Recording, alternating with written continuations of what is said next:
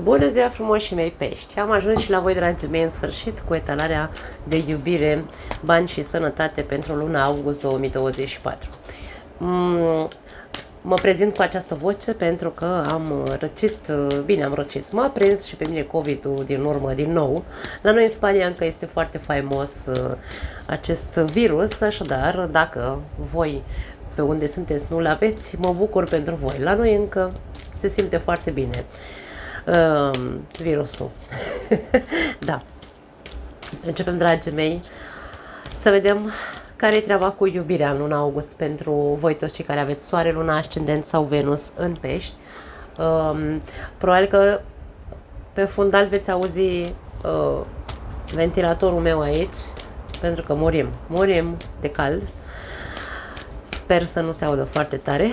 Și începem ca întotdeauna cu cei care aveți o relație. Să vedem care este treaba pe plan emoțional, sentimental în luna august în relația voastră, da?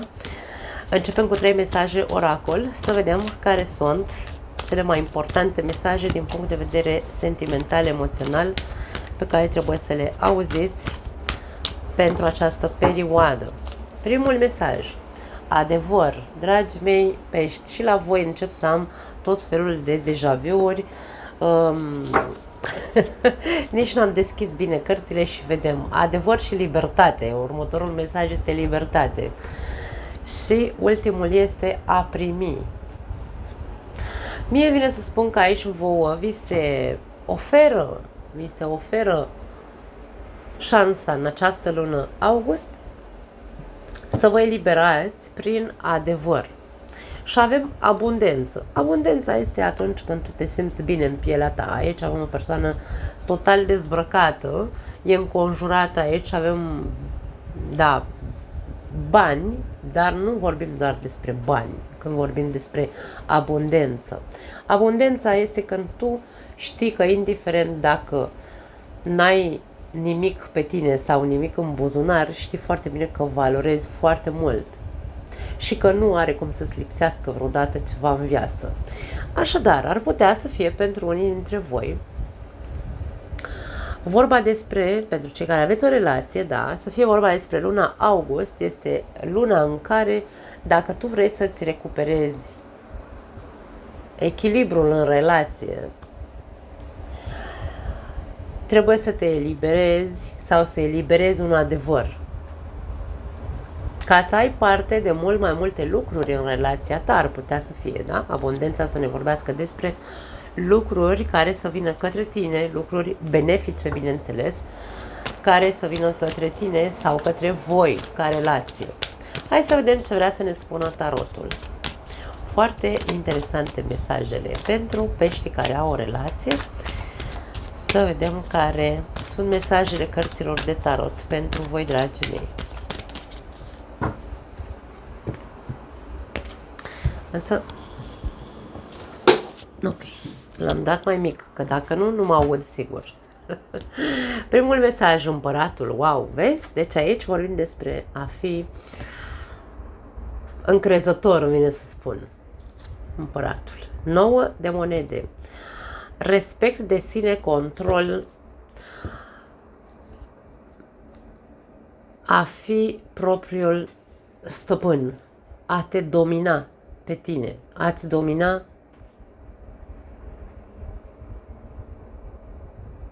teritoriu. Nu știu de ce îmi vin mesajele astea. 8 de spade, foarte interesant. Aici e vorba despre o relație, probabil pentru unii dintre voi, o relație care poate fi o relație încarcerată, îmi vine să spun, sau două persoane care cărora le este greu să iasă din închisoarea pe care și-au creat-o. V-ați complăcut într-un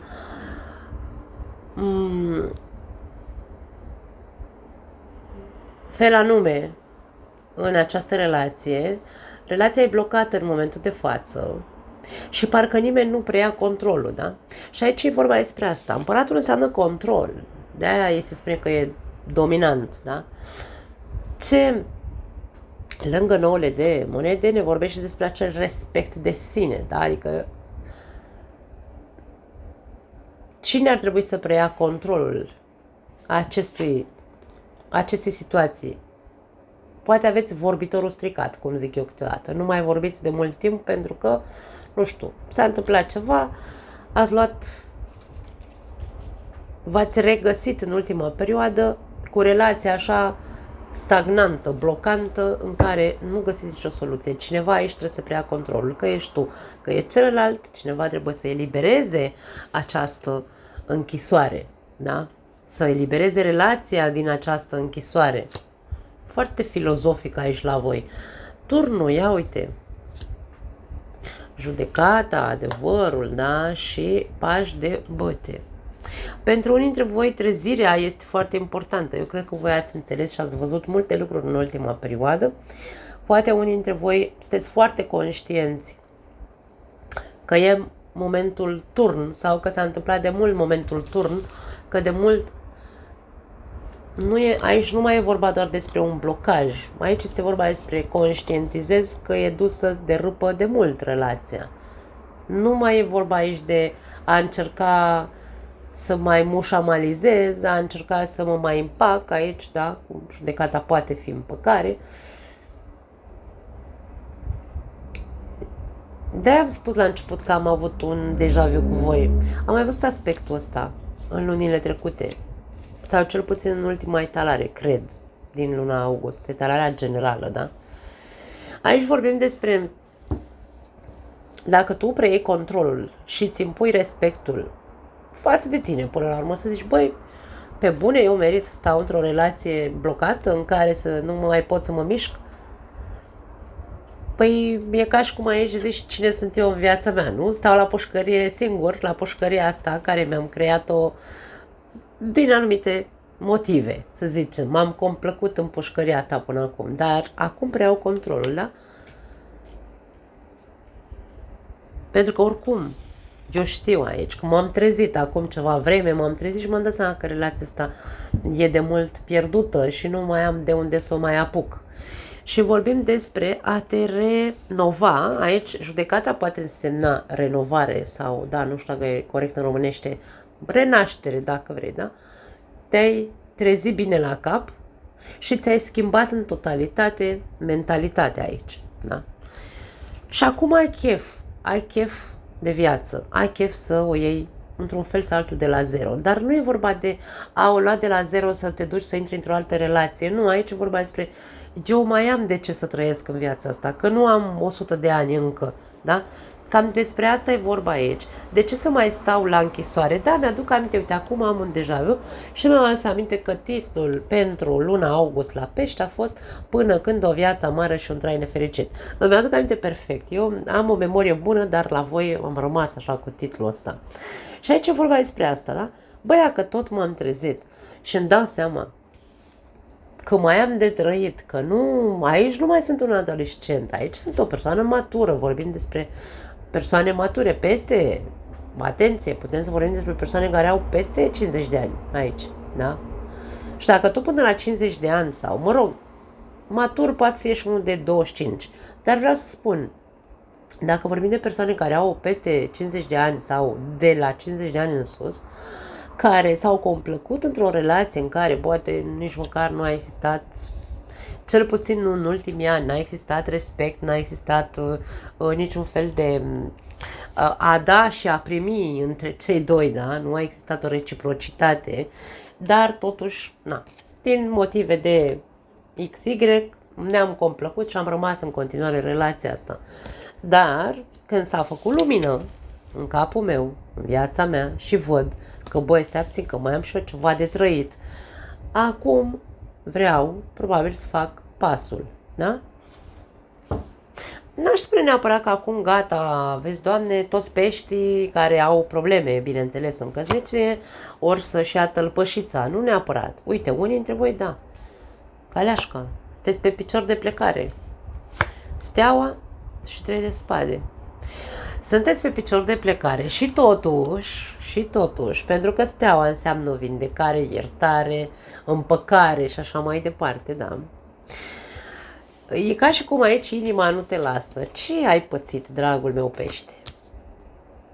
Pentru că aici e ca și cum, băi, stai puțin că eu știu, da, ok, știu, am o relație care e dezastru, nu știu, nu mai funcționăm de mult timp, uite așa ce am un chef să o zbughesc, dar totuși nu o fac, pentru că tot așa stau și mă gândesc dacă oare o să-mi fie rău dacă eu plec din relația asta, dacă o să fie mai rău, din rău în mai rău, nu? Da. Acum, dragii mei, fiecare dintre noi, uite ce avem la capătul cărților, ne arată energia, da? Fiecare dintre noi suntem propriul nostru stăpân sau propriul nostru dușman. Regina de spade este mintea noastră, care este foarte clară sau ar trebui să fie foarte clară. Regina de spade este cea care taie și spânzură în viața ei, de-aia are spada în mână. Ea știe ce trăiește, ea știe dacă vrea să mai sufere sau nu, pentru că atunci când apare Regina de spade, ne reprezintă persoana care cândva a iubit foarte tare, care a fost rănită foarte tare și dintr-o dată s-a transformat într-un cup de gheață pentru că s-a săturat să sufere.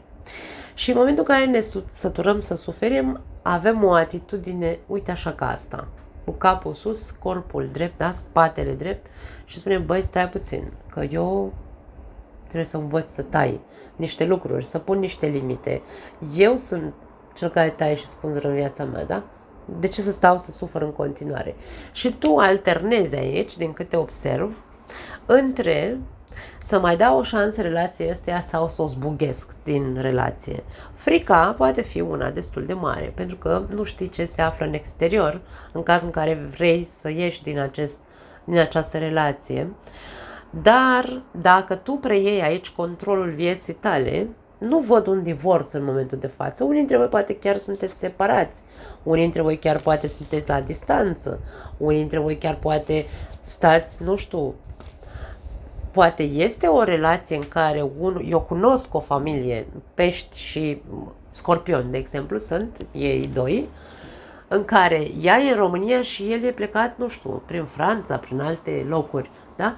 Dar sunt încă în acea căsnicie. Putem să vorbim și despre acest gen de relații, da? Cu toate că relația este așa, a căzut, nu se mai poate repara nimic și știm acest lucru, frica de necunoscut poate fi mare. Acum, eliberare, libertate, avem în această etalare chef de viață, nu chef de aventuri, că nu vorbim despre am chef de aventură, am chef să mă vindec, am chef să trăiesc și eu frumos, îmi vine să zic, da? Pentru că am săturat de atâta suferință.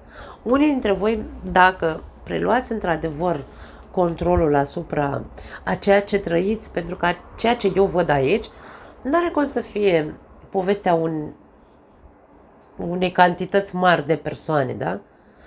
Dar cei care vă regăsiți în această povestioară, unele mesaje poate coincid cu situația voastră, dacă voi preluați controlul asupra vieții voastre, propriei voastre vieți aici, nu vorbim despre a implica partenerul de cuplu. Putem să vorbim de unii dintre voi aveți o relație cu cineva mai tânăr decât voi sau cu cineva mai, hai să spunem așa, flușturatic. Nu știu, cineva e mai flușturatic, ori tu, ori celălalt nu are importanță. Da? Unul e mai stăpân pe el și celălalt e mai cu fluturi în stomac. Ca să nu zic altele, da? Deci, e vorba despre asta. În momentul în care, am întors cartea invers, în momentul în care tu ai controlul asupra propriei tale persoane și decizi că nu mai vrei pușcăria asta, este când te eliberezi. Te eliberezi prin ce? Prin adevăr. Care adevăr? Că nu există reciprocitate în această relație. Despre asta vorbim. Nu există un eu dau și tu îmi dai în aceeași măsură. Aici toată lumea și-a luat mâna de pe toată lumea. Da? Adică e ca și cum niciunul dintre voi n-a mai vrut să ofere pentru că s-a lămurit cu ce are celălalt de oferit. Da? Mi se pare interesant tot ce mi se transmite aici pentru voi. Abundența asta e ca și cum are balta pește, da?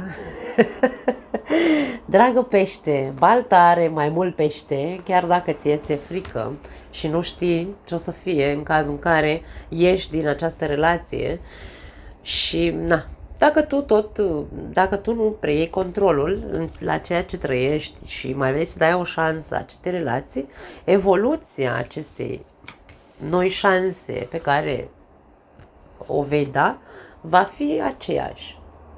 3 de spade. Eu toate cărțile îmi indică asta, eu nu pot să spun altceva, îmi pare tare rău pentru voi. Da? Cam asta e povestea. Tu ești cel care hotărăște ce vrea să trăiască. Mai stai la pușcărie sau depășești această frică de ce-o fi afară din relația asta. Interesant. Hai să vedem ce spun îngerii iubirii pentru voi, dragii mei. Pentru peștii care au o relație. V-ați tot împăcat aici, v-ați tot despărțit, v-ați tot împăcat.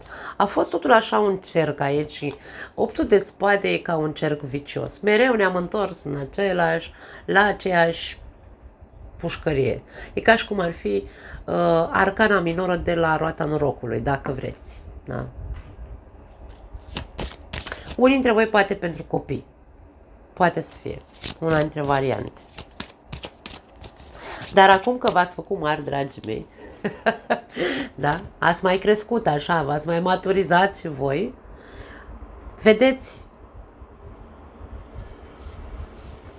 vedeți și vreți altceva.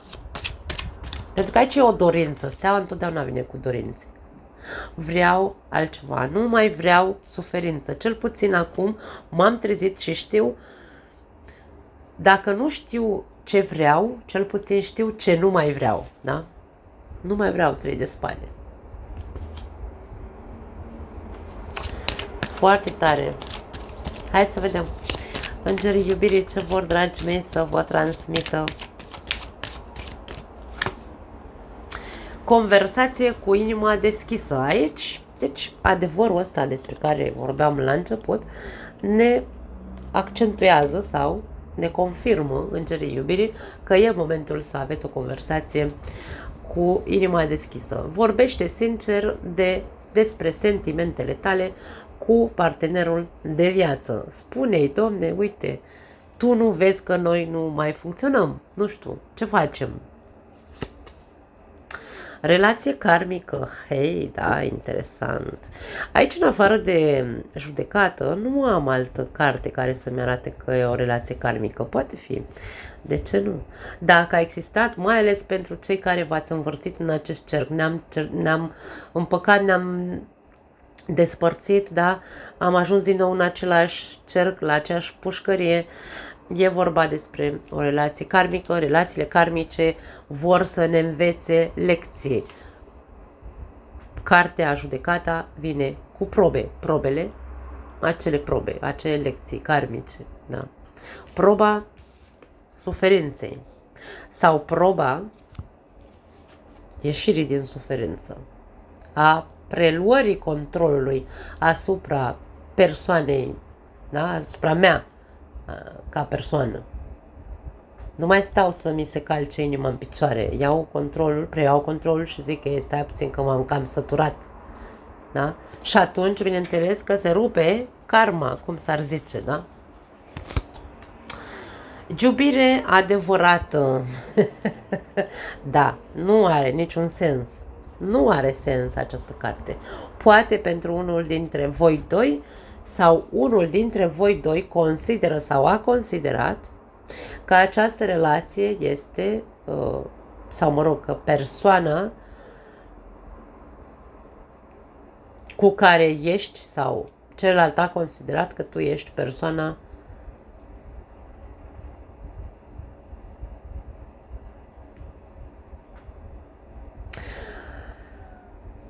cum se zice, persoana, ești iubirea vieții mele, nu? Cum era melodia aia? Da, cam așa ceva. ai considerat cândva că a fost iubirea vieții tale și probabil că de-aia ți-a fost și foarte greu și ți este foarte greu să ieși din relația asta, indiferent că e o relație de pușcărie, cum ar veni. Sau poate fi o relație de compromis. N-aș spune aici că nu văd că voi stați din cauza banilor sau nu văd asta. Poate ai alte, aici abundența poate fi vorba despre material.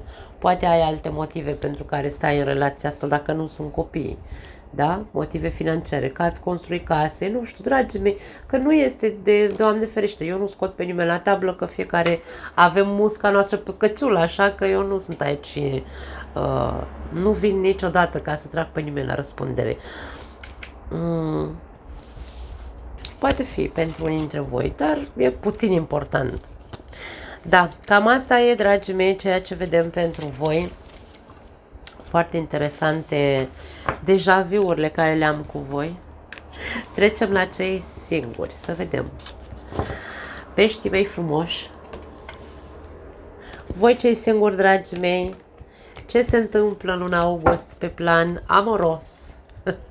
Hai să amestecăm bine acest minunat oracol, să vedem care sunt cele mai importante mesaje din punct de vedere emoțional, sentimental, pentru voi, pentru luna august 2024. Peștii singuri, burlaci sau separați, iubire, august 2024.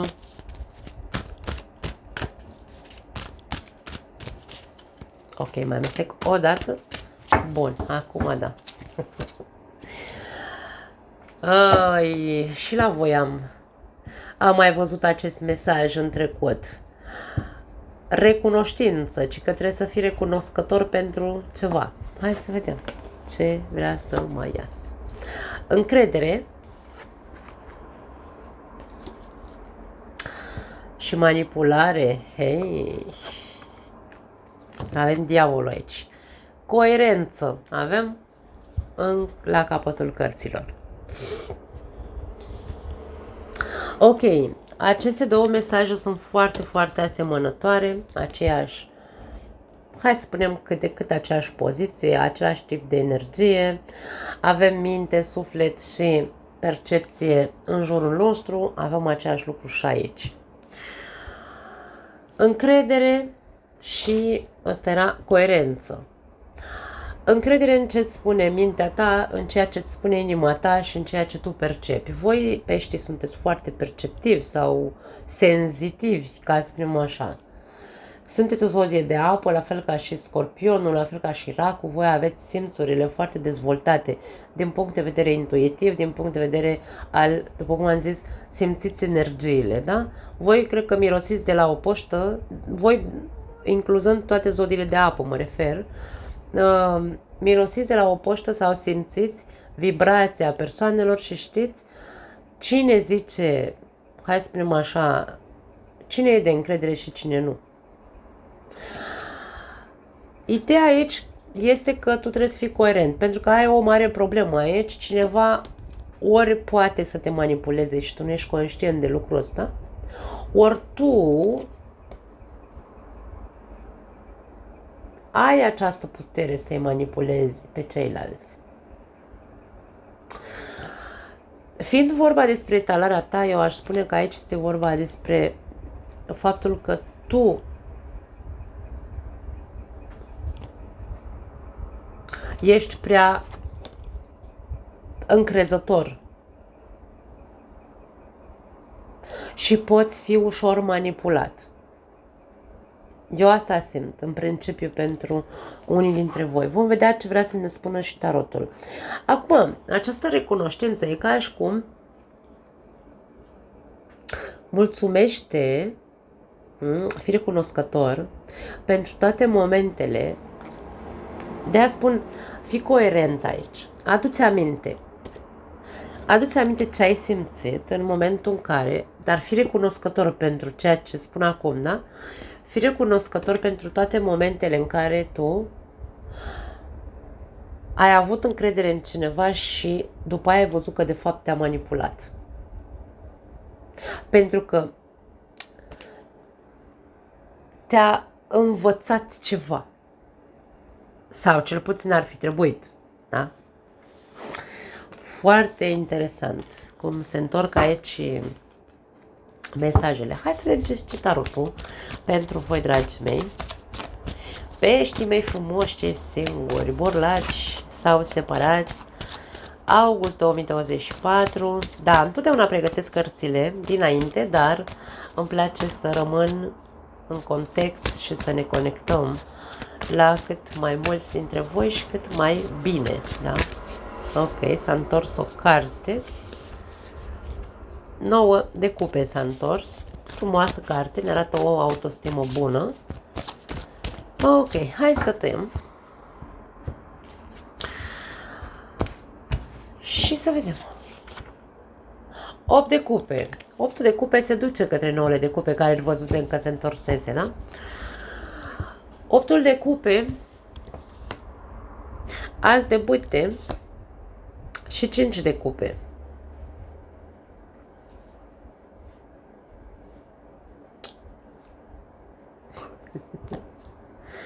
Da. Unii dintre voi probabil că ați ieșit dintr-o relație acum de curând și nu v-ați recuperat încă, sunteți tristuți așa, sunteți plângăcioși sau, nu știu, da, sunteți triști. Asul de bâte ne arată faptul că parcă ți-ai dori să te împaci cu persoana pe care ori tu ai părăsit-o, ori, mă rog, ea te-a părăsit pe tine, nu are importanță, da? Tristețea pe care o simți în momentul de față pentru faptul că s-a terminat relația aia este destul de mare, aș spune. Și dorința ta poate este una de împăcare. În principiu cam asta simt să spun. Simt că e vorba despre tine, nu despre altcineva. Magicianul, Marele Preot și 2 de spade. Dragii mei, de ce fac? Eu fac de câte ori văd magicianul. Nu, de câte ori îl văd, nu. Magicianul în contextul în care vorbim despre niște cărți pe care le am pe masă, care îmi include 5 de cupe, care este o dezamăgire și o tristețe, o dezamăgire sufletească, da? Și îmi include diavolul, n-am cum. Pentru că cel mai mare manipulator din tot tarotul e magicianul. Da. Pentru că are toate armele pe masă, el are toți așii în mânecă. El are toate elementele pe masă. E uns cu toate ale firii. Ăsta știe ce să facă cu cuvintele, cu faptele, cu acțiunile și cu mintea omului, da? Să provoace iluzii. Acum, nu știu dacă ai avut de-a face cu cel mai șmecher om de pe planetă. Mă rog, om, mă refer femei-bărbat, nu are importanță. Care a promis multe și n-a făcut nimic. Și tu tot crezi în continuare, tu ai încredere în continuare. Sau încredere, nu neapărat încredere, credință, îmi vine să zic, cu Marele Preot aici. Ai credință că persoana asta era persoana potrivită pentru tine. Nu știu dacă iar am un deja vu pentru voi, în legătură cu voi, pardon. Nebunul. 3 de spade. Azi de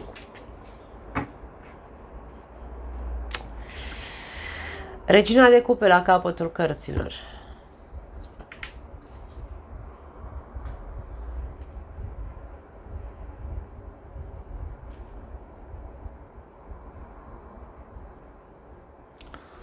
Tu ești pregătitor când să ierți persoana asta.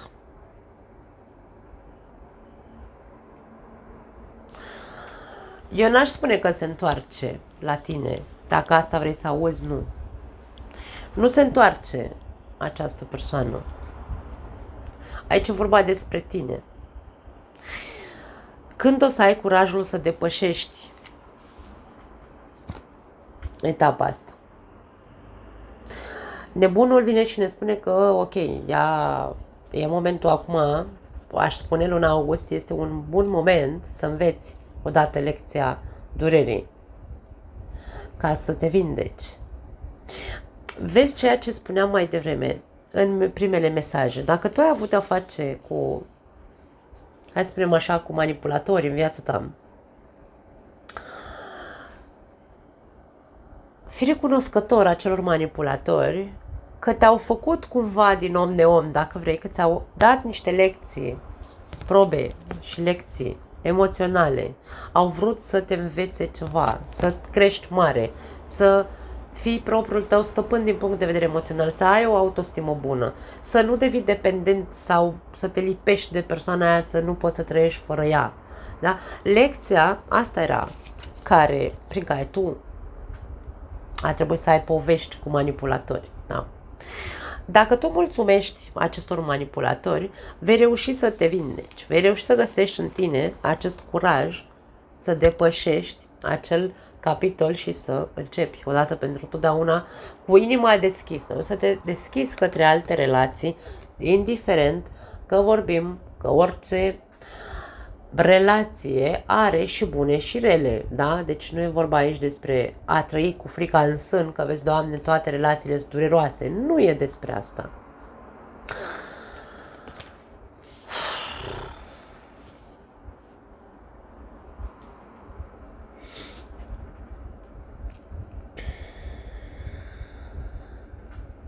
Dacă tu aștepți împăcarea cu persoana asta, nu se va întâmpla. Îmi pare rău.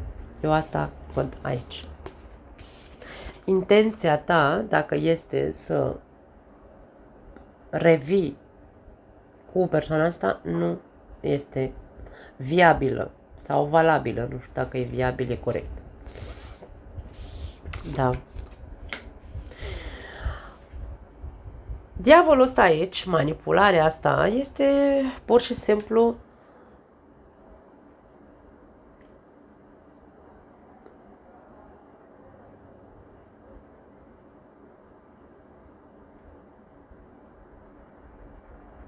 lecția, îmi vine să spun. Nu pot să zic altceva. Tu ai păreri de rău pentru că ție omul ăsta ți-a spus, ți-a promis luna de pe cer, omul ăsta ți-a spus că ești iubirea vieții lui, nu știu, sau mă rog, vieții ei, bineînțeles, aici vorbim și despre femei și despre bărbați. Și pentru tine ca și cum atunci când a plecat sau când m-a părăsit sau când eu l-am părăsit, nu știu, pentru mine viața s-a terminat sau alte persoane nu mai au loc în inima mea. Da? Pentru că inima mea plânge după alaltă, care eu știu. Știu că m-a manipulat, știu că m-a păcălit cum a vrut el și poate aici, cum spun, totul s-a întâmplat atât de repede. A plecat din viața ta, cred că nici măcar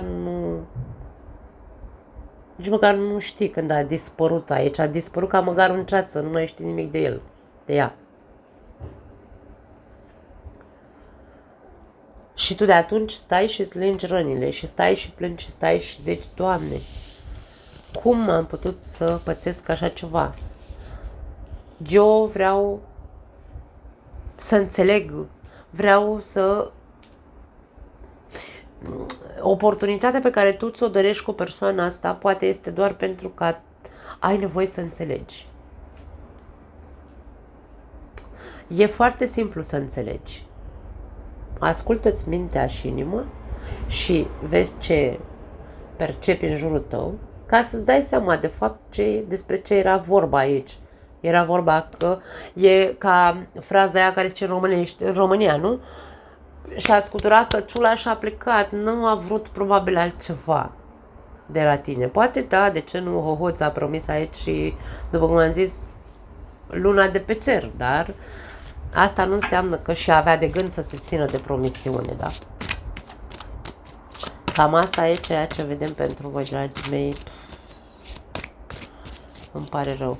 Eu cred că aici tu ai toate șansele să apară altcineva în viața ta. Dar dacă tu ești în atât de mare durere, tristețe, da? Și ești foarte închis din punct de vedere sufletesc către altcineva, eu nu pot să spun apare Xulescu în viața ta. Până tu nu te vindeci, nu te eliberezi și nu mulțumești cerului pentru manipulatorul ăsta de care ai avut parte, ca să poți să treci pagina, da? Să poți să treci la următoarea relație în care să intri sănătos în relația, nu bolnav, da?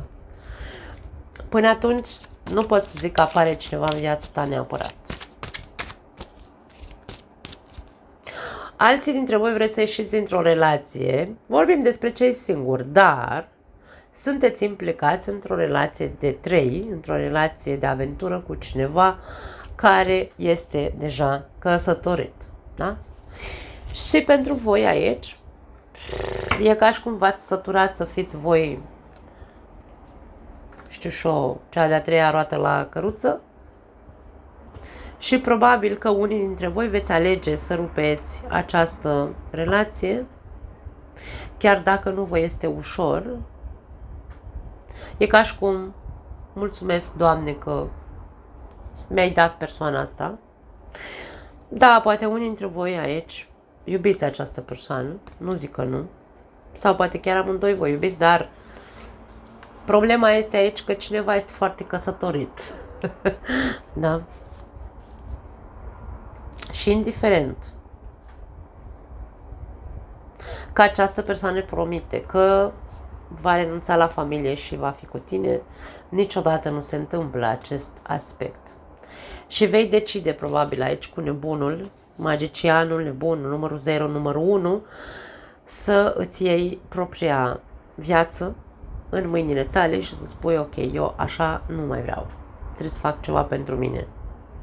Și e posibil ca unii dintre voi să depășiți această cu inima cât un purice, da? Nu este o plecare ușoară, nu este o renunțare ușoară, mă refer. Cu inima cât un purice vei pleca din această relație, îți vei lua timpul necesar de doliu în care să-ți lingi rănile, în care să plângi, ca apoi să poți să te deschizi, să te eliberezi, ca să poți să întâlnești o relație cu adevărat deschisă, în care tu să poți construi ceva frumos. Cineva fără compromis, da? În care să nu fie într-o relație. Da. Hai să vedem ce spun îngerii iubirii, dragii mei, pentru voi.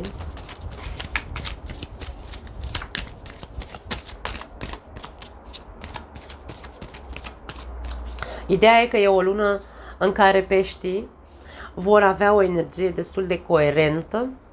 Depinde de fiecare dintre voi ce lecție vreți sau dacă acceptați lecția care trebuie învățată. Despre asta e vorba. Căsnicie avem aici. Da. Avem, nici n-am terminat bine acel mesaj cu ceilalți, da? Cu cea de-a doua variantă de pești care sunt implicați într-o relație cu cineva care deja e căsătorit. Aici ne spune că această situație implică o căsnicie. Da? Cam asta este ceea ce ne spune acest mesaj. Pentru ceilalți, dacă voi credeți că singura variantă este ca tu să te împaci cu persoana asta și dorința ta cea mai mare este, sau ideea cea mai bună pe care o ai este să te măriți sau să te însori cu persoana asta, e bine, ai grijă ce-ți dorești, pentru că finalul acelei dorințe este 3 de spade. Pare rău, dragii mei. Relație karmică și la voi și la peștii care au relație, am văzut același card. Și voi treceți printr-o relație karmică, probabil. Și voi, aici, lecția karmică, repet, lecția karmică este pentru voi să învățați să nu mai aveți încredere în toți manipulatorii, adică să nu mai puneți botul la vrăjală pe românește, da?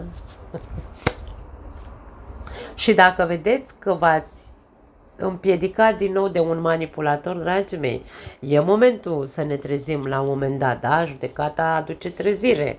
Mă trezesc și vă, băi, ce Dumnezeu fac aici? Păi ce fac eu? Pun botul la toți? Da? Tot eu mereu sufăr, mereu plâng, mereu sunt părăsită și așa mai departe. Ce fac? Când o să-mi învăț lecția odată? Nu o să rup odată karma asta. Hmm? Și trădare avem aici. Ultimul mesaj. În această relație, unul dintre cei doi poartă o mască. Masca trădătorului. Acum, nu știu dacă mai e nevoie să mai spun ceva. Pentru că ceea ce am intenția să spun, am spus mai devreme, am repetat. Deci dacă tu ai avut o relație karmică cu cineva care te-a manipulat, te-a mințit, poate inclusiv a fost căsătorit și tu habar n-aveai, poate ai aflat acum de curând, ție ți-a promis luna după cer, da? Și nu ți-a adus nici măcar o floare. Deci aici vorbim despre știi cu cine ai avut de-a face, știi cu ce se mănâncă un manipulator. Da, zi aici, roagă-te și spune-i: Doamne, mulțumesc pentru lecția asta pe care mi-ai dat-o, dureroasă, într-adevăr, usturătoare, dar eu vreau să mă vindec, eu vreau să trec peste, ca să pot să găsesc adevărata iubire în această viață, da? Mai coerent de atât nu știu să vă spun ce vreau să transmit sau ce transmit aceste cărți. Da. Da, dragii mei, nu mai am altceva pentru voi. Trecem la categoria finanțe, să vedem cum se prezintă luna august din punct de vedere financiar pentru voi. Să facem puțină ordine și curățenie pe aici, pe masă. Hai să vedem. Peștii mei frumoși, care-i treaba cu finanțele în luna august 2024 pentru voi toți, cei care aveți soare, lună, ascendent sau Venus în pești? Ok. Avem un nou set de cărți aici, pe care probabil îl vom folosi de acum înainte. Foarte diferite imaginile față de celelalte. Prima carte avem 5-ul de spade. Foarte interesant. Cine te umilește? Sau de ce te simți umilit? 5-ul de spade aici, în acest set de cărți, arată, uite ăsta care pare un rege aici, da? Îi toarnă în cap celuilalt, îi toarnă în cap servitorului, să zicem așa, un lichid, ca și cum îl face să se simtă ultimul om. Poate ai un șef care se comportă așa foarte urât, sau un șef, un asociat, nu știu, sau poate tu ești, atenție la acest aspect. Spânzuratul, următoarea carte, și asul de bâte. Ce mai aștepți? Ți se spune în acest context. Dacă tu treci printr-o situație de umilință la locul de muncă sau, nu știu, invidie, pentru că până la urmă cine vrea să-l umilească pe celălalt? Ăla care e invidios, care e ochios, cum zic eu, nu? Dacă tu treci prin așa ceva în viața ta financiară sau care are legătură cu finanțele, că e vorba de echipa cu care muncești, ai vreun coleg care e așa mai ochios pe tine, ce mai aștepți? E atitudine aici, da? E momentul să observi toate lucrurile astea. Și asul de bâte aici avem o imagine cu o femeie în care pare că dansează așa. Mi-aduce aminte de Albă ca zăpada, nu știu dacă vă mai aduceți aminte de desene animate de pe timpul nostru. Da, eu am 46 de ani, așa că mergeți în trecut. Dacă aveți și voi în jur de la fel ca mine, da? 40 și... Vă aduceți aminte Albă ca zăpada când mergea așa prin pădure și cânta înainte să întâlnească piticii. Sau, mă rog, nu mai contează. Ei, cam asta îmi inspiră această fetișcană. Indiferent, da, că tu în momentul de față treci printr-o situație tensionată, poate certuri cu asociații, dacă nu vorbim de umilință, e momentul să te trezești și să vezi toate perspectivele pe care le ai. Avem un as de bâte. Asul de bâte este, băi, las că trec și peste asta, las că rezolvi o situație. Asul de bâte este inspirație, îmi vine o idee, pentru că stau așa și încerc să văd care e buba aici Mm? De ce se întâmplă ce se întâmplă? Încerc să caut o soluție. Va veni o idee. Voi fi inspirat. Voi ști să trec și să rezolv situația. Poate fi pentru alții dintre voi, de ce nu, în loc să te sacrifici, caută-ți altceva. Cam asta vrea să ne spună această combinație. Marea preoteasă, As de spade, deci soluția aici, vedem, dragii mei, noi începuturi pentru unii dintre voi și 2 de spade, e ca și cum 1 de spade, 2 de spade aici. Da, asul de spade vine cu rezolvarea problemelor, indiferent care sunt ele în momentul de față, că e vorba de un șef care te umilește sau un asociat sau un, nu știu, un coleg. Dacă tu nu mai ești dispus să faci sacrificii și încerci să cauți aici o soluție pentru tine, o vei găsi. Asta ne spune această combinație. Fă în așa fel încât să iei decizia cea mai înțeleaptă. Marea preoteasă vine și ea tot cu cartea în mână. Asul de spade în acest set de cărți arată tot o persoană cu multe cărți pe masă aici, ca și cum ar fi contabilul, da? Stă așa și face socotelile. Marea preoteasă are cartea în mână, are foarte multă cunoaștere, știe să mușamalizeze anumite lucruri. Marea preoteasă are multă putere de manipulare, marea preoteasă. Dacă ai nevoie să mușamalizezi anumite lucruri, fă-o. Dacă e pentru binele tău și pentru soluționarea problemelor, da? Asta e așa un mesaj extra pentru unii dintre voi. Doiul de spade îți transmite să nu mai amâni. Pentru că ce se întâmplă cu 5 de spade nu este... Îmi vine să spun că s-a exagerat într-un fel sau altul cu ceva. Nu știu despre ce e vorba, dragii mei. Voi știți. Dar e de prea mult timp probabil. Spânzuratul ne vorbește despre timp. Poate de mult stai așa în așteptare să se termine tensiunile. Poate de mult stai în așteptare să se rezolve situația și nu se rezolvă. Ai tot amânat să iei o decizie. Aici cu asul de spade și cu 2 de spade. Într-un mod, hai să spunem așa, precaut și într-un mod foarte inteligent din partea ta, ai știut că nu e momentul să acționezi. Dar acum, în luna august, nu mai e momentul să amâni. Asta mi se transmite, nu știu pentru cine e povestioara asta și mesajele astea. 3. Mi-a sunat super urât în cap. Nu știu pentru cine e mesajele astea, da, dragii mei. Nu știu pentru cine sunt mesajele astea. 3 de monede avem aici. 10 de bâte. 8 de bâte. La capătul cărților avem cavaler de cupe. Da, asta e energia ta care tu încerci să-ți înfrâu situația, încerci să fii blând, încerci să treci peste, încerci să fii zen. Ia uite-l pe ăsta, ce zen încearcă el să fie aici, în ciuda lucrurilor care se întâmplă. 5 de spade, da? 3 de monede este cartea talentelor. Dacă tu crezi că ești, hai să zicem așa,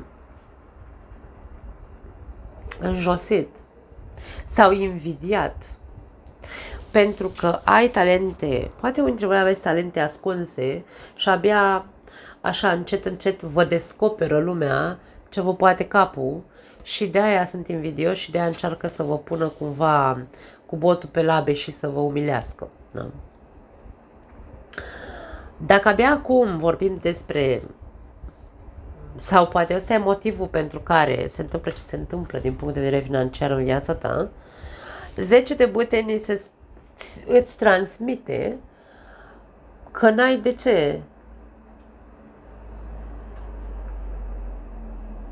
să te simți vinovat, îmi vine să spun. Aici avem o persoană care cară 2 copii în spate, merge pe un pod așa cumva și Pare că îl cocoșează cât de multe responsabilități are. Acum, hai să fim coerenți la ce am spus mai devreme. Dacă tu nu mai amâni aici să rezolvi problema asta și începi să pui sau să-ți pui, îmi vine să zic, nu mintea la contribuție, că da, poate fi și mintea la contribuție aici. Spânzuratul și asul de spade. Dacă tu spui mintea la contribuție, să îți contactezi, Treiul de monede este și cartea echipei. Dacă tu îți contactezi anumite persoane cu care poate nu te-ai înțeles foarte bine,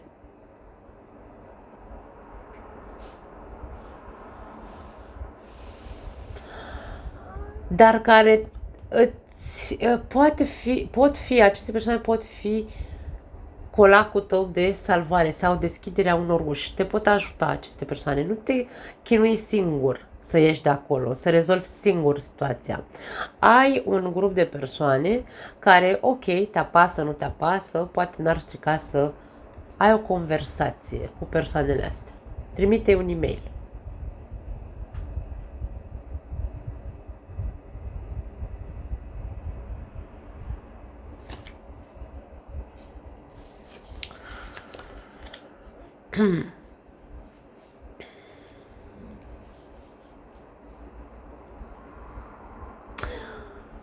Tensiunile se rezolvă vorbind. Un alt mesaj pentru alții dintre voi.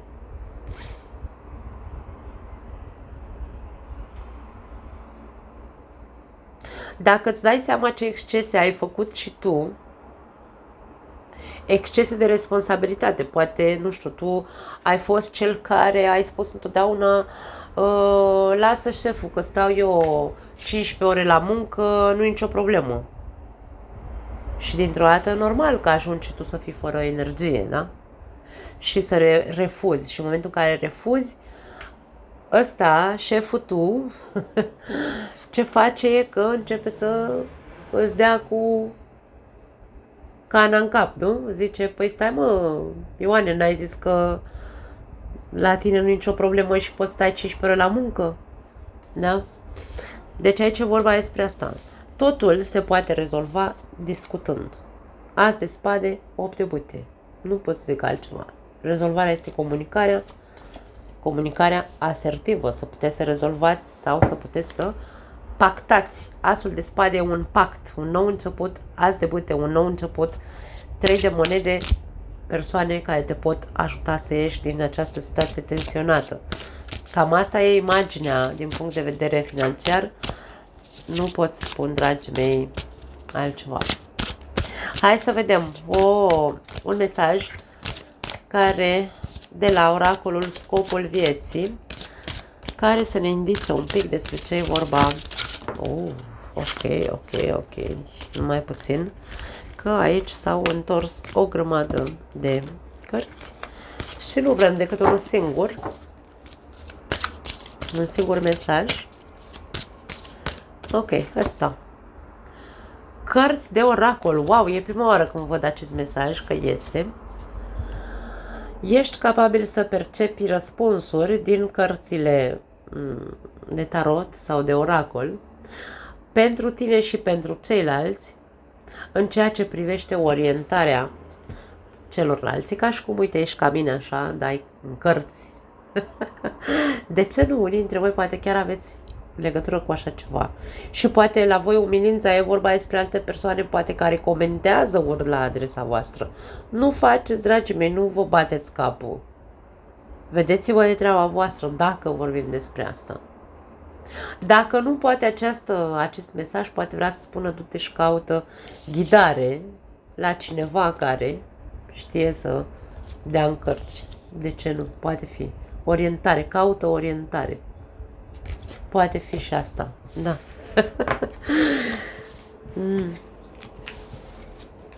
Interesant. Hai să vedem sănătatea. Care e treaba cu sănătatea luna august pentru voi, dragii mei? Peștii mei frumoși. Sănătate luna august 2024.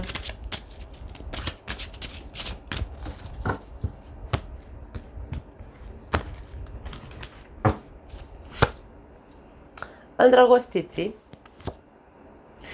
As de cupe, 2 de spade. Ai de luat o decizie în ceea ce privește sănătatea ta, poate că ai primit un verdict care te-a pus un pic pe gânduri, aș spune, pentru unii dintre voi. Nu știu neapărat dacă e vorba despre ceva foarte grav. Magicianul, Cavaler de spade și Regină de spade.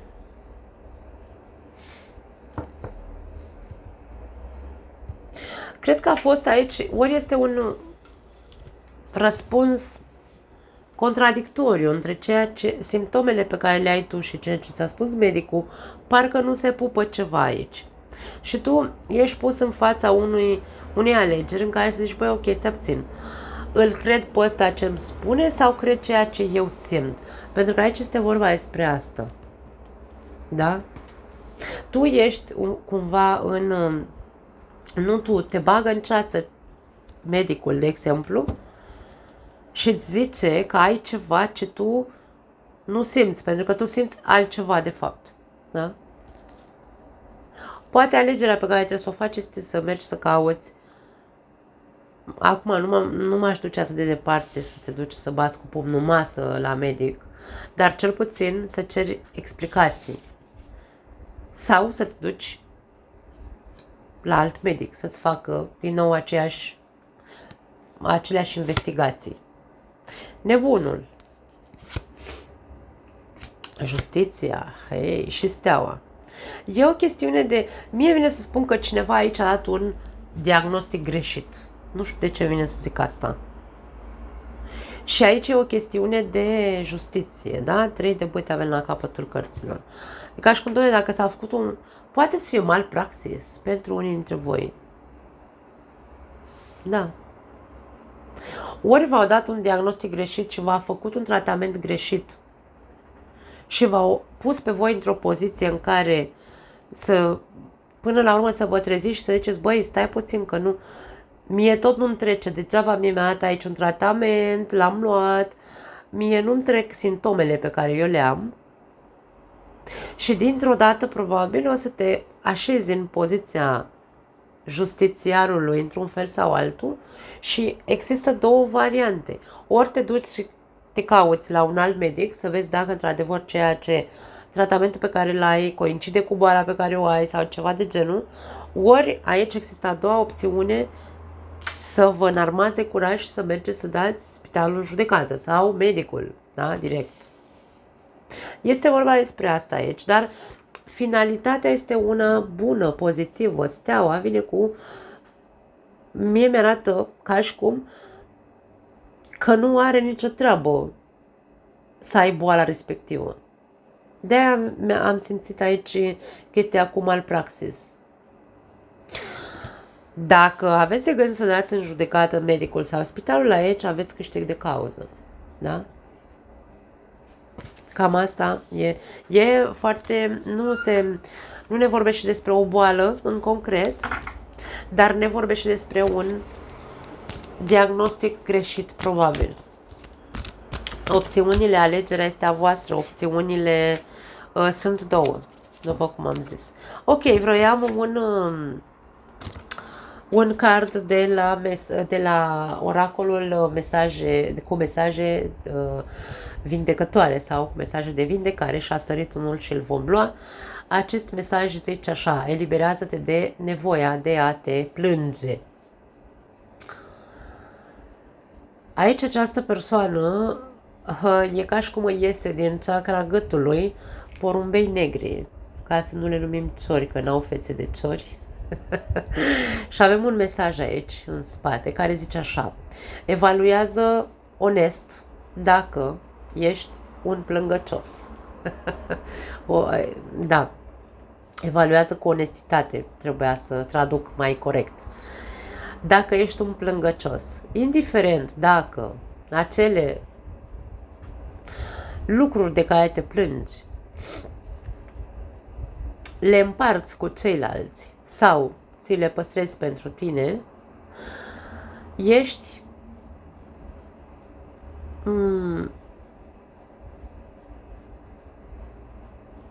Nu, a fi...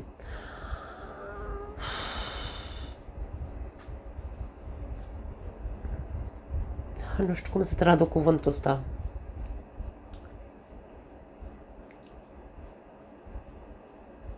A cădea mereu în aceeași... în același mod de plângere, de milă, da?